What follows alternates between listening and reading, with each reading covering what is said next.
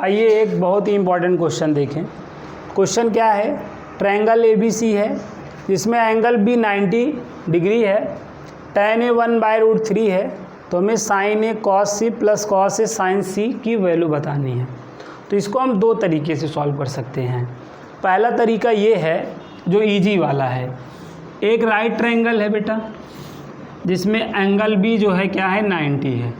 जो एंगल 90 होता है उसको यहाँ राइट किया जाता है ना। अब यहाँ पे आप देखो बेटा tan A = 1/√3 है ना। tan में 1/√3 की वैल्यू क्या होती है 30 होती है।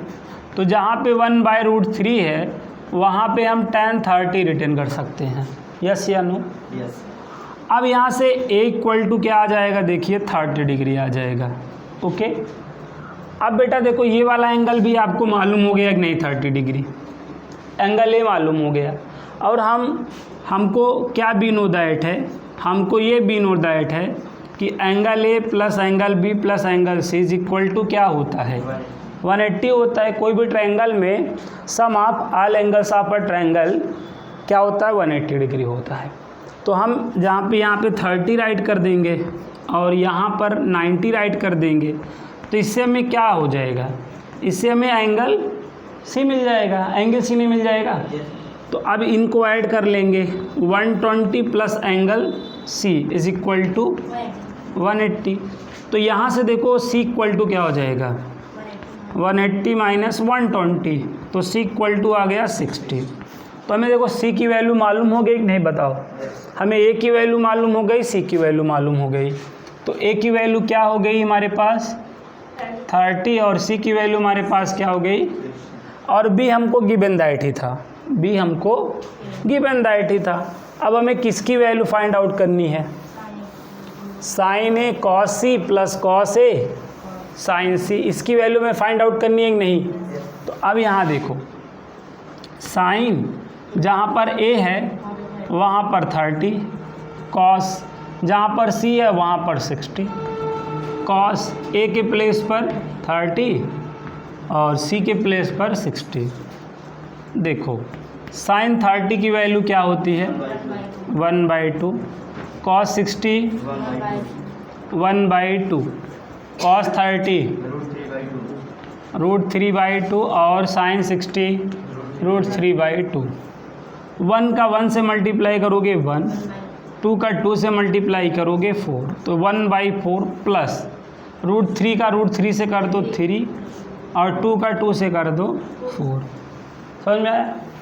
तो अब देखो डिनोमिनेटर सेम है, डिनोमिनेटर सेम होने पर न्यूमरेटर नोट डाउन हो जाता है, तो ये क्या आ जाएगा 4/4। तो 4 से 4 क्या हो गया कैंसिल आउट आ गया। ठीक है, तो इजी वाला मेथड तो ये है। अगला वाला मेथड भी है आपके पास, ठीक है, एक मेथड और आपके पास है ना। देखो यहाँ पर क्या है एंगल भी 90 डिग्री है, जो 90 हो यहाँ राइट किया जाता है, बाकी जो पॉइंट्स होते हैं उनको हम ऊपर नीचे यहाँ राइट कर सकते हैं, ठीक है ना। हमारे को क्या गिवन दैट है tan A 1/√3 ये गिवन है ना। तो tan का मतलब लंब बटे आधार, परपेंडिकुलर अपॉन बेस। तो यहाँ पे देखो लंब हमारे पास क्या है 1 और आधार क्या है √3। तो जब हम क्या करेंगे यूजिंग पाइथागोरस थ्योरम करेंगे तो ये चीज़ क्या आ जाएगी 2 आ जाएगी। अब हम क्या करें यहाँ पे sin A की वैल्यू निकाल लें। जब sin A की वैल्यू, sin A मतलब sin थीटा, फार्मूला क्या बनेगा लंब बटे कर्ण, परपेंडिकुलर अपन हाइपोटेन्यूज बनेगा। तो A के लिए देखो परपेंडिकुलर क्या है 1 है और हाइपोटेन्यूज कर्ण क्या है आपका 2 है। समझ में आया। तो sin A की वैल्यू आ गई कि नहीं। अब sin A cos A भी साथ में निकाल लो, cos A का फार्मूला देखो आधार बटे कर्ण, बेस अपॉन हाइपोटेन्यूज। ठीक, आधार बेस की वैल्यू क्या है देखो √3 और कर्ण की 2 है, तो √3/2 हो गया। sin A cos A आ गया कि नहीं ना। अब इन्हीं फार्मूलों से sin C cos C निकाल लो। जब आप C निकालने लगोगे भाई सी यहाँ है तो ये आपका क्या हो जाएगा, ये परपेंडिकुलर हो जाएगा, लंब का काम करने लगेगा। बाकी ये तो कभी चेंज नहीं होगा, ये तो कर्ण है तो कर्ण ही रहेगा ना। अब फार्मूला देखो साइन का क्या होता है, लंब बटे कर्ण। तो अब यहाँ पे क्या हो जाएगा, √3/2 आ जाएगा कि नहीं। और कास सी तो कास के लिए फार्मूला तो यही रहना है, लेकिन अब आधार क्या हो जाएगा, 1 हो जाएगा और कर्ण क्या हो जाएगा 2। समझ में आएगा नहीं। तो अब यहाँ देखो आप साइन ए की वैल्यू आप निकाल चुके हो, कॉस सी की वैल्यू आप निकाल चुके हो ना, फिर कॉस ए की वैल्यू √3/2 और साइन सी की वैल्यू √3/2।